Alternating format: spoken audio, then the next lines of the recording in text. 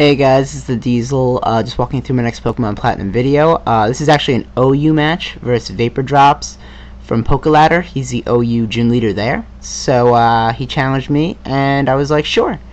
So I lead off with my Alfredo, my Crobat, because I told him I was going to bring two that weren't actually OU. He was like, yeah, sure, that's fine. And yeah.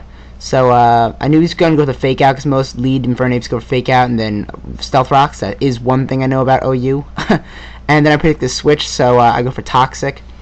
And Jolteon's probably the worst Pokemon I could have Toxicked because Jolteon's usually a hit and run Pokemon, not ones that like to stay in. So he goes for Thunderbolt, and I really thought I could take this. I don't know what was going through my head, but yeah, that's definitely specs because my Crobat is like 100% special bulky. So I go into Latias now, and predicting a switch, I go for Draco Meteor, but he brings in this big fat pink piece of shit and takes it nasty. And I really hate Blissey. Blissey's a stupid Pokemon.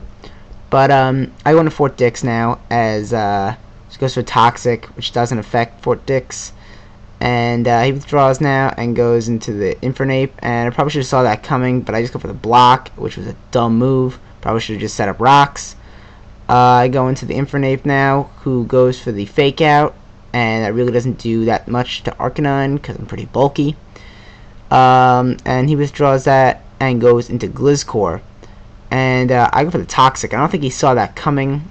Otherwise he would have switched into Blissey or like his Jolteon. But now I think he realizes that this is bulky Arcanine. So I go into Fort Dix now as he sets up his rocks. And I figure now is a good time for me to set up my rocks, because I figure he's probably going to switch back into Infernape. But he actually goes into Roserade. And I set up my rocks. And I know if I don't start to get some entry hazards in there, it's going to start to suck. But yeah, I go into Sergeant Empire, my Gyarados. And this is actually one of my hilarious novelty Gyaradoses. This is a Spexdos, but you don't really get to see much of him this match because he just kind of gets fucked over by this Jolteon right here anyway, and I just leave him in to fodder him out because I want to see what he locks himself into, because I know my Fortress could always use a free switch-in to start setting up more entry hazards, and if Gyarados has to go down, then that's the price I pay. But anyway, I go into Fort Dix now. And he knows I would resist the T-Bolt, so he goes into his Infernape. And I set up spikes, and I figure he's probably going to go for the fire move. So I switch out and go into Lockjaw now. And I get the Intimidate on him, and he goes to the Fake Out again. And I mean, that probably would have done, my freaking Fortress probably would have gained health from the leftovers that yeah, from Fake Out. But anyway, I go for the Fire Blast, predicting a switch. And he goes into Gliscor, and that does a really good amount of damage to Gliscor because they're usually defense bulky. And my Arcanine has special attacks. So he switches out and goes into Blissey again. And yeah, it starts to get hurt by my Stealth Rocks and my Spikes. But I make the double switch and just go back into Fort Dix. And now, I don't remember what happens. He withdraws and goes into Roserade, and now I set up my second layer spikes, and I know these spikes are going to start hurting, and I figure he might predict my switch again, but he just goes to Sleep Powder and goes and puts Fort Dix to sleep. But I know he really can't do too much to me unless he carries a hidden power of fire, which I haven't seen a lot of Roserades that have, but he predicts a switch, he goes to Sludge Bomb, and I just explode first turn Wake Up, which is great because I take out that Roserade, which really would have stopped a few of my Pokemon because of that damn Sleep Powder. But he goes into Luke now, and Luke gets hurt by the rocks and the spikes. And I bring in Latias, and I was fearing the Ice Punch, but I stayed in anyway just to see what he'd do. And I go for the Surf, and he goes to Dark Pulse, which shows me he's a special or a Specs Lucario. Maybe a Scarf, I'm not sure. No, wow, I'm dumb, my bad. He's Life Orbed. But if he was Specs, that Dark Pulse probably would have taken me out. His Infernape comes in now, and I know he's going to go for the Fake Out again.